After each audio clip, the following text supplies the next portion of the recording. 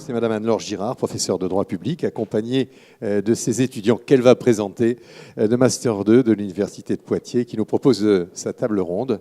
Cette fois, je dis le thème, bien sûr, la justice prédictive, que vous avez d'ailleurs très bien préparé juste avant. Merci beaucoup. Bon, moi, je suis là juste pour les rassurer. Je ne vais pas prendre la parole cette fois-ci, mais c'est leur première prise de parole publique, et puis vous êtes assez nombreux, donc je crois qu'ils sont un petit peu impressionnés. Donc voilà, je suis là comme un doudou, mais c'est ma seule fonction. Donc c'est Clémence Gentil qui va commencer. Elle va vous expliquer d'abord ce qu'est la justice prédictive, et puis Lucien Onneau et Agathe Barraud vont rentrer après dans le vif du sujet avec des réflexions assez élevées. Bonsoir à tous. Pour vous présenter le thème de la justice prédictive, on peut se référer à un film, Minority Report, de Steven Spielberg. Les précogs, des humains mutants en 2054 à Washington, peuvent, grâce à leur don de précognition, c'est-à-dire la connaissance d'informations sur des événements et situations futures grâce à des modalités inexpliquées, prédire des crimes à venir et ainsi les prévenir, les détecter et surtout les réprimer avant qu'ils ne soient réalisés. Les acteurs de la justice prédictive se veulent, en quelque sorte, être les précogs de la justice actuelle et de demain. Ainsi, la justice prédictive peut se définir comme une utilisation d'algorithmes dans le domaine du droit qui veut prévoir dans le futur des solutions à des litiges avec un taux succès potentiel. Ces solutions sont calculées par la mise en corrélation de diverses écritures et jurisprudences applicables en vue de leurs procédures, de leurs faits ou encore de leurs juges compétents. Nous pouvons donc dire que nous sommes face plutôt à des algorithmes informatifs et statistiques plutôt que des algorithmes prenant de réelles décisions sans intervention de l'homme. La justice prédictive a connu une évolution rapide et sans précédent depuis le développement des technologies, et notamment les algorithmes juridiques créés par les Legal Tech. Ces startups cherchent à faire des bénéfices grâce à des logiciels tournés autour du droit. En France, les Legal Tech sont notamment utilisés dans la rédaction d'actes et de documents juridiques et représentent 37% de leur activité. La justice prédictive, elle, ne représente que 3% de leur activité. La cible première visée par ces entreprises sont les avocats, avec 62%, après les notaires, le grand public, les huissiers ou encore les magistrats, avec 9%. Ces Legal Tech se sont multipliés depuis la loi du 7 octobre 2016 qui fait une règle et non plus une exception de la mise à disposition du public des décisions de justice. C'est ce qu'on appelle l'open data. Les entreprises se sont emparées de ces dispositions pour créer des algorithmes qui peuvent retrouver des jurisprudences anciennes, célèbres ou d'espèces en fonction des faits et cas que l'on souhaite appréhender. Ces nouveaux outils se sont développés en France également grâce aux téléprocédures, qui permettent de façon plus rapide et efficace de transformer des décisions en matière numérique. On peut prendre également comme une illustration deux systèmes développés à l'étranger pour montrer l'importance de cette évolution. En Grande-Bretagne, tout d'abord, les online courses sont en train d'être mises en place, mais on ne peut pas encore tirer de réels enseignements puisque c'est tout récent. Également, aux États-Unis, il existe les Evidence-Based Sentencing, qui permet, comme son nom l'indique, de déterminer une peine fondée sur les preuves apportées à une affaire. Mais là encore, ce processus n'est pas réellement décisionnel car il informe le juge uniquement de la peine la mieux adaptée au litige, mais son accord reste nécessaire. Pour détailler nos propos, cependant, nous resterons sur le système de la justice prédictive français. Ainsi, la question qui nous est posée est donc simple. Pourra-t-on prédire de façon habituelle, avec le moins d'incertitude possible, ce que sera la réponse d'une juridiction, dans tel cas qui lui est soumis, et d'en tirer toutes les conséquences en termes de risque, de chances de succès ou de stratégie à adopter pour défendre au mieux les intérêts. Pour y répondre, il faut quantifier les apports de cette approche pour le justifiable et le professionnel, mais également les contradictions qui entourent cette approche. Ils vont vous être présentés par Lucien. Puis Agathe exposera la dialectique qui pourrait constituer l'avenir souhaitable de la justice prédictive à l'ère des algorithmes, ou pour reprendre le titre de la loi du 7 octobre 2016, à l'ère de la République numérique. Je vous remercie.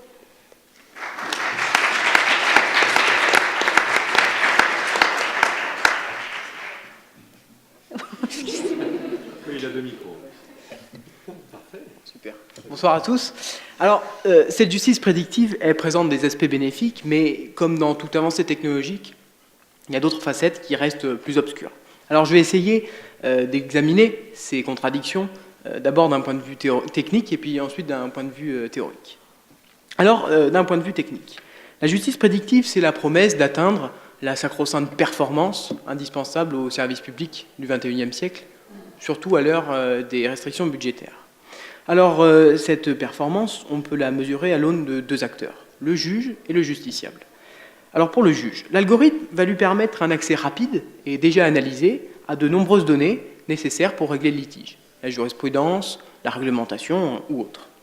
Là, c'est la célérité de la justice qui est améliorée. Et dans cette même idée, dans ce même objectif de rapidité, le juge pourra, grâce aux algorithmes, se décharger des tâches les plus fastidieuses de certains contentieux de masse. Quoi de mieux que la technique pour effectuer des tâches mécaniques? Alors, au final, le travail des magistrats sera allégé et je pense que ça pourra accroître le recours au juge unique, qui est facteur d'économie et d'efficacité. Alors pour le justiciable, il est clair que la performance du service public, de la justice en général, est profitable au justiciable puisqu'il en est le destinataire de ce service. Mais en plus de ça, les logiciels prédictifs vont pouvoir mettre à sa disposition de nombreuses informations préalablement analysées par lui et qui pourra permettre au justiciable de mieux comprendre les décisions. Et dans un même temps, il pourra prédire un verdict. Et là, le justiciable pourra certainement mieux s'y préparer sans se faire d'illusions. Alors, en comprenant mieux les décisions de justice et en s'y préparant, il pourra certainement mieux l'accepter. Alors, la décision imprimera certainement mieux dans son cœur. C'est vrai. Alors, malgré ces gains de performance, enfin, je ne sais pas si... certains défis techniques attendent la justice prédictive. Par exemple, son incapacité, pour l'instant, à identifier un revirement de jurisprudence. Parce que, en effet, les machines qui se fondent sur des chiffres, sur de la probabilité pure, auront du mal à reconnaître ces revirements. Parce qu'un revirement, ce n'est pas une question de chiffres ou de nombres, c'est certainement une question de subtilité littéraire, d'importance de la juridiction qui a rendu l'arrêt ou du contexte de l'arrêt. Et de la même manière, on peut penser qu'un autre inconvénient technique existe, que les logiciels de justice prédictive puissent ne pas prédire certaines jurisprudences. Par exemple, l'arrêt de 1916, compagnie d'éclairage au gaz de Bordeaux du Conseil d'État, qui crée la théorie de l'imprévision. Cette théorie permet au concédant d'indemniser son concessionnaire au cas où il est affaire à un aléa économique exceptionnel. Et donc, si on avait essayé, en 1916, ou avant, de prédire cette jurisprudence, on n'aurait certainement pas réussi du tout. On n'aurait certainement pas réussi parce que l'aléa économique, qui motivait la décision, était dû à la Première Guerre mondiale. Alors, l'algorithme, fouillant avec complétude extrême, précision et complexité dans sa base de données, l'avis des docteurs, la jurisprudence antérieure, la réglementation en vigueur, n'aurait certainement pas vu arriver la Première Guerre mondiale et ses conséquences économiques. Et là, c'est un grand risque que la justice prédictive nous fait courir, celui de renfermer le droit sur lui-même. On regarde le droit de demain simplement en regardant le droit d'hier, ou ce qu'on dit les docteurs, mais avant. Et c'est le risque d'une justice du droit en vase clos. Parce que les ordinateurs ne peuvent pas prédire un bouleversement géopolitique ou climatique, ou là pour le coup, une guerre. Parce que les algorithmes vont se concentrer sur des données simplement juridiques, alors que le droit, lui, dépend d'autre chose. Il dépend du contexte international, du contexte politique. Et ça, c'est rendu possible. Le droit peut s'adapter au monde simplement grâce à la science et à l'inspiration humaine des juges. Alors, maintenant, d'un point de vue théorique. Aujourd'hui, la justice traverse une crise de confiance vis-à-vis des citoyens, qui est plutôt forte, on l'a tous entendu. Mais la justice prédictive peut peut-être changer ça, car l'objectivité pure est l'apanage des ordinateurs. Et si le juge, j'espère pas, devient un simple enregistreur des décisions préalablement prises par les algorithmes, l'objectivité de la décision sera indéniable. Et ça fera taire les accusations de partialité des plus pessimistes. Parce que toute volonté humaine, influencée par un intérêt ou par une opinion, serait annihilée. Seules les informations juridiques motiveraient la décision. Le droit sera placé avant tout. En plus, l'algorithme, autrement dit les mathématiques et l'informatique, si l'algorithme, les mathématiques et l'informatique, sont au centre des décisions de justice, le crédit qu'on donne aux vérités de ces sciences-là, les mathématiques et l'informatique, sera peut-être transposé à la vérité de la justice rendue, puisque si c'est les mathématiques qui ont rendu la décision de justice, elle aura certainement la même valeur implacable que celle du mathématique. Alors, et là, c'est l'état de droit qui en triompherait. Mais alors, autre avantage théorique. M. Claes parlait tout à l'heure des modes alternatifs de règlement des litiges, et c'est sur ça que j'aimerais aller. Le but ultime, certainement, de la science juridique, c'est le règlement pacifique, par une règle juridique, des litiges entre les hommes, pour éviter la guerre privée et puis assurer la paix civile. Et la tendance aujourd'hui, c'est donc les modes alternatifs de règlement des litiges, alternatifs au règlement devant un juge, et si le justiciable peut, grâce au logiciel, connaître à l'avance l'issue d'une action en justice, il pourra se rendre compte qu'elle ne lui sera pas favorable et qu'il vaut mieux envisager une voie amiable, envisager un mode alternatif de règlement des litiges. Et si la justice de demain, c'est l'avènement de ces modes alternatifs de règlement des litiges, la justice prédictive qui les encourage fortement a vraiment toute sa place. Malgré ça, il y a certains inconvénients théoriques à la justice prédictive. Imaginons que les logiciels deviennent le fil conducteur du raisonnement des juges, qu'ils commandent l'issue de tous les litiges. Dans un tel cas, on court le risque de faire sortir le droit, peut-être ça va faire sourire, de la catégorie des sciences humaines. Parce que le juriste deviendrait un ingénieur réglant un ordinateur avec le seul objectif, la performance toujours meilleure. Alors, c'est un grand risque que la justice prédictive fait là courir sur le droit, l'art du bon et de l'équitable. C'est le risque d'une justice aseptisée et déshumanisée, parce que l'algorithme va faire disparaître l'aléa judiciaire, ce qui s'adaptait si bien à l'aléa humain. Parce que seuls les hommes peuvent comprendre le monde, ses sentiments et ses émotions. Seuls les hommes peuvent faire la justice. Pas une machine qui regarde le droit simplement comme une base de données à analyser une succession d'informations. Et d'ailleurs, l'autre risque que la justice prédictive toute puissante fait courir, c'est ce que le professeur Geland appelle factualisation du droit. C'est-à-dire que tous les faits sont mis sur le même plan dès lors qu'ils déterminent la décision. Les faits, la jurisprudence, la loi, et même jusqu'à l'heure de l'audience. Alors là, les logiciels qui analysent, quand les logiciels analysent les données d'un litige, c'est l'horizontalité qui prévaut, sans mesure et sans hiérarchisation, que les juristes ont mis en place pour rendre une décision plus juste et adaptée.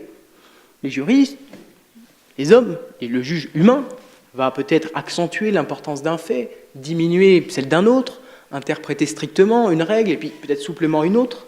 Tout ça pour rendre la justice de la manière la plus équitable possible. Et ce raisonnement de nuance-là, il est insaisissable par la machine parce qu'il semble qu'il soit intrinsèque à l'homme qui a l'honneur d'être assis dans un tribunal pour juger son prochain. Alors, pour terminer, l'opposition qui ressort de tout ça, c'est certainement l'opposition entre le juge humain et le juge robot. Mais l'ethnographe Tricia Wang nous dit que l'opposition manichéenne du monde des hommes et de celui des machines n'a pas de sens. Et sur le point de la justice prédictive et du droit en général, l'ancien vice-président du Conseil d'État, M. Jean-Marc Sauvé, nous dit comme elle. Il dit qu'il faut combiner l'intelligence artificielle et l'intelligence des hommes. C'est certainement cette dialectique-là qui nous aidera à dépasser toutes ces contradictions.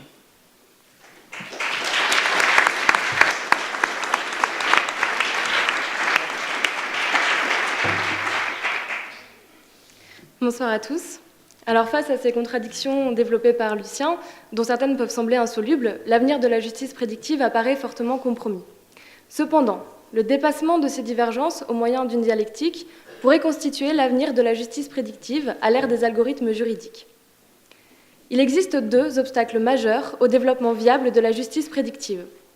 Le premier est soulevé au stade de la conception des algorithmes et réside dans leur caractère perfectible. En effet, les informaticiens qui les conçoivent ne possèdent pas de connaissances juridiques. Et donc les données qu'ils utilisent sont totalement indifférentes à des notions telles que la fin de non-recevoir ou bien encore le caractère d'ordre public. L'algorithme qui en résulte ne peut donc parvenir à prédire correctement la justice puisqu'il ne dispose pas de toutes les données pertinentes.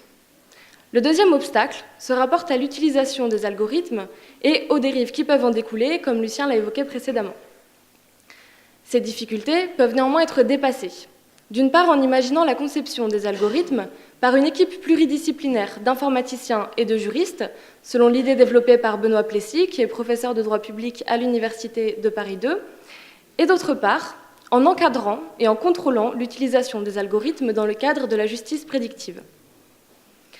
Concernant tout d'abord la conception des algorithmes, la mise en place d'une collaboration entre les juristes et les informaticiens paraît indispensable. Les informaticiens, pour les raisons que j'ai évoquées précédemment, ont besoin des connaissances des juristes pour pouvoir concevoir des algorithmes qui soient pertinents. De la même façon, les juristes doivent se saisir des opportunités ouvertes par le développement de la justice prédictive. Nous ne pouvons ignorer les avantages que présente une utilisation raisonnable de l'intelligence artificielle pour la justice. Pour cela, les acteurs du droit ont également besoin du savoir technique des informaticiens. Cette collaboration n'est cependant pas totalement acquise. D'une part, les algorithmes se sont développés dans le domaine juridique afin de briser la caste d'élite que constituent les juristes. De l'autre côté, les acteurs du droit sont très réticents face à la montée en puissance de ce phénomène, comme en atteste la position prise par de nombreux auteurs sur ce sujet. Pourtant, la conception d'algorithmes pertinents aboutirait finalement à un résultat satisfaisant pour tous les acteurs concernés. Les informaticiens pourraient concevoir des algorithmes plus performants et les juristes pourraient avoir une mainmise et un contrôle sur la conception de ces outils qui les effraient tant. Concernant ensuite l'utilisation des algorithmes, il semble hasardeux de pousser trop loin la logique de la justice prédictive. Une utilisation déraisonnable de ces nouveaux outils conduirait en effet à d'importantes dérives. Il paraît donc nécessaire d'encadrer d'une part et de contrôler d'autre part l'utilisation des algorithmes en matière judiciaire. S'agissant de l'encadrement, il existe des obstacles légaux à une utilisation déraisonnable de la justice prédictive. En effet, l'article 10 de la loi du 6 janvier 1978 et l'article 22 du règlement européen du 27 avril 2006 prévoient que les décisions de justice ne peuvent avoir pour fondement un traitement automatisé de données à caractère personnel. Toutefois, le Conseil d'État a jugé en 2004 que le juge pouvait se fonder sur des traitements statistiques pour appuyer et pour aider sa décision. Ces éléments entravent donc l'apparition d'un véritable juge robot.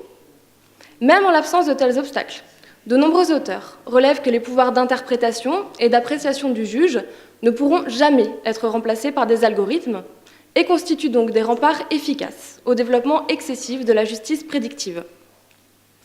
En revanche, le juge peut très bien s'appuyer sur des algorithmes pour rendre sa décision.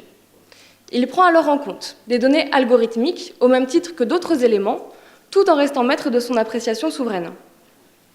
La justice prédictive, pour les affaires les plus simples et les plus répétitives, pourrait alors servir d'un outil d'aide à la décision au service de la bonne administration de la justice, puisqu'elle permettrait la réduction des délais contentieux. On pourrait également envisager, avec Benoît Plessis, le développement de ce qu'il appelle une justice automatisée, qui consiste en l'utilisation d'algorithmes pour l'accomplissement de tâches simples et mécaniques, et extrêmement chronophages, telles que la détection des irrecevabilités, des moyens d'ordre public, ou encore la demande d'aide juridictionnelle. S'agissant du contrôle ensuite, l'utilisation des algorithmes doit s'inscrire dans le respect de grands principes, que sont l'intervention humaine, la transparence et la non-discrimination. Le Conseil d'État appelait à la vigilance dans son étude annuelle de 2014 consacrée au numérique et aux droits fondamentaux. Il s'agit premièrement de s'assurer de l'effectivité de l'intervention humaine. Dans la prise de décision, les algorithmes prédictifs ne devant constituer qu'un outil d'aide à la décision. Il faut ensuite veiller à la non-discrimination, c'est-à-dire à l'absence de prise en compte par un algorithme, même de façon indirecte, de facteurs tels que l'origine ethnique, la religion, l'opinion politique ou bien encore l'orientation sexuelle. Il est également nécessaire de mettre en place des garanties de transparence et de procédure, avec notamment le droit pour la personne concernée par une telle décision de connaître les éléments, les données qui ont été utilisées pour prendre cette décision, de pouvoir obtenir des explications sur le raisonnement qui est sous-jacent à l'algorithme, ou bien encore de pouvoir présenter des observations. Ce droit est actuellement renforcé par la mise en place du Règlement général sur la protection des données, le fameux RGPD. Enfin, il faut développer le contrôle des résultats qui sont produits par les algorithmes. Ce contrôle pourrait être opéré par la Commission nationale de l'informatique et des libertés, la CNIL, pour le volet protection des données personnelles, et par l'autorité de la concurrence pour le volet régulation du nouveau marché qui découle de l'utilisation de la justice prédictive. Finalement, cette voie médiane, consistant en un outil d'aide à la décision et en l'accomplissement de simples tâches mécaniques, et fondée sur les principes de transparence, d'intervention humaine et de non-discrimination, pourrait permettre à la justice de demain de s'appuyer sur les algorithmes afin d'être plus efficace. L'expertise judiciaire qui est nécessaire à cette évolution, à ce mouvement, doit se fonder sur une équipe pluridisciplinaire d'informaticiens et de juristes. Merci.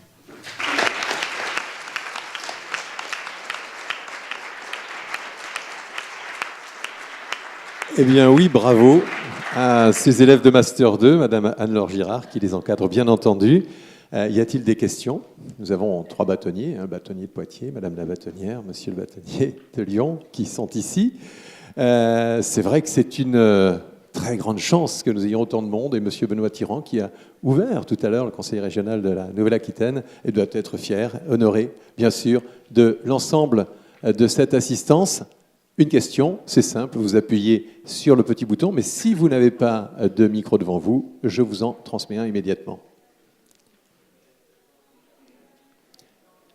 No question?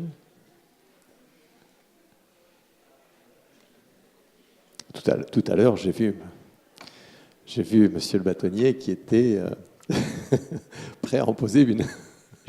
J'ai une petite question. Est-ce que vous ne pensez pas qu'il faudrait changer le terme? C'est le mot justice prédictive qui ne me va pas. Parce que là, si vous dites qu'il faut l'humain, c'est un outil. Est-ce qu'on peut mettre le mot justice derrière un outil? C'est la question.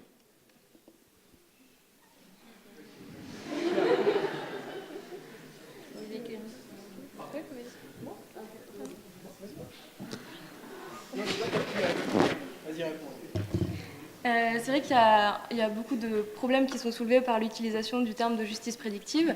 Le premier problème qui est soulevé, c'est effectivement l'utilisation de justice, puisque la justice conçue comme un idéal paraît difficilement compatible. Enfin, l'idée qu'on peut se faire de la justice paraît difficilement compatible avec l'utilisation qui est faite dans le cadre des algorithmes.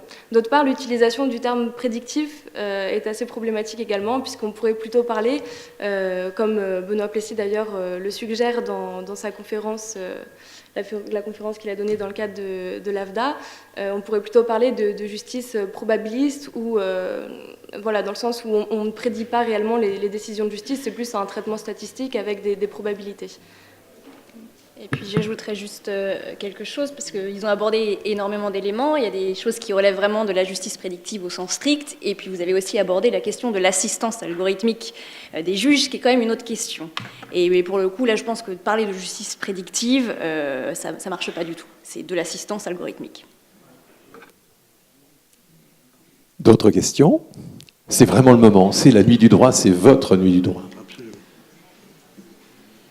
Vas-y, Michel. Non, mais on va voir peut-être des... Oui, vas-y. Alors, Monsieur le bâtonnier Bénichou. Oui. Je crois que le terme justice prédictive vient de l'anglais, tout simplement, une mauvaise traduction. Donc, moi, je voudrais vous poser une question simple. Est-ce que vous pensez que les algorithmes sont neutres? Impartiaux? Je pense qu'en soi, un algorithme, un logiciel, un programme informatique est neutre. Son utilisation, son couplement avec peut-être d'autres programmes peut rendre le résultat moins neutre, par contre. Oui, mais en soi, oui. Vous pensez qu'il vient d'où, l'algorithme? L'algorithme vient des hommes, mais ça permet peut-être, justement, de tout ce que l'homme met dans l'algorithme. En même temps, il sort tous ses sentiments, toutes ses émotions. Mais après, on peut en faire quelque chose de absolument subjectif aussi. On a un mauvais exemple en Californie, vous le Oui, c'est savez. absolument qui était abordé tout à l'heure. Oui. Alors, si je peux me permettre, moi, je ne pense pas qu'un algorithme soit neutre du tout. Donc, il y a deux types d'algorithmes. Les algorithmes classiques, ce sont ceux dont on rentre un certain nombre de critères. Et là, évidemment, c'est des choix politiques qui sont faits. L'affaire a été très médiatisée au moment d'APB, notamment, puisque les concepteurs d'algorithmes gardent trace de toutes les instructions qu'ils reçoivent en disant « nous, on ne fait aucun choix ». Nous, on est des exécutants de la volonté politique, donc clairement, la volonté, elle existe. S'agissant de l'autre catégorie d'algorithmes, qui sont les algorithmes auto-apprenants, et donc qui donnent effectivement la situation en Californie, à partir du moment où ce sont des algorithmes qui apprennent à partir de cas passés et qui se fondent sur des statistiques, ça donne des décisions souvent discriminatoires. Et donc effectivement, les algorithmes ne sont pas neutres, c'est un vrai danger. Mais c'est mon avis, Lucien.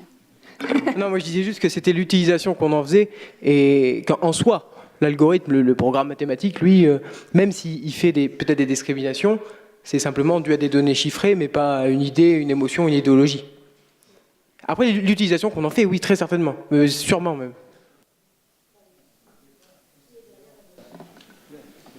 D'autres questions?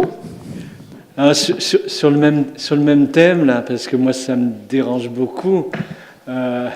Quand on a une telle confiance dans un algorithme, quel qu'il soit, l'algorithme, monsieur qui le disait, c'est écrit par des hommes. Puis il suffit de prendre l'exemple qu'on a sous les yeux tous les jours de Google.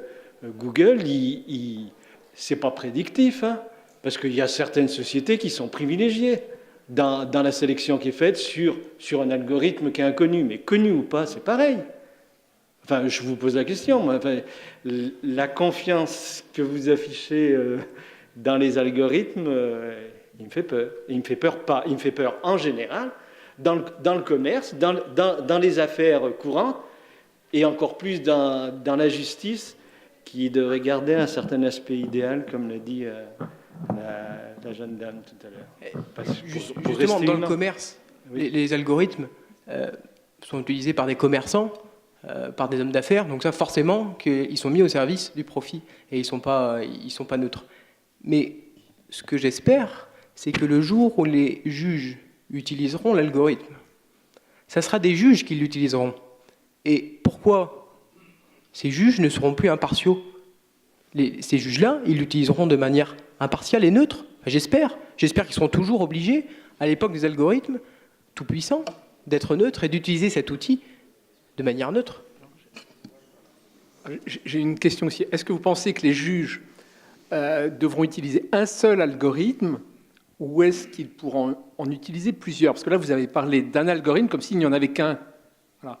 Alors, est-ce qu'il peut y en avoir plusieurs? J'imagine certainement, oui. Il y en a plusieurs, il y en aura plusieurs.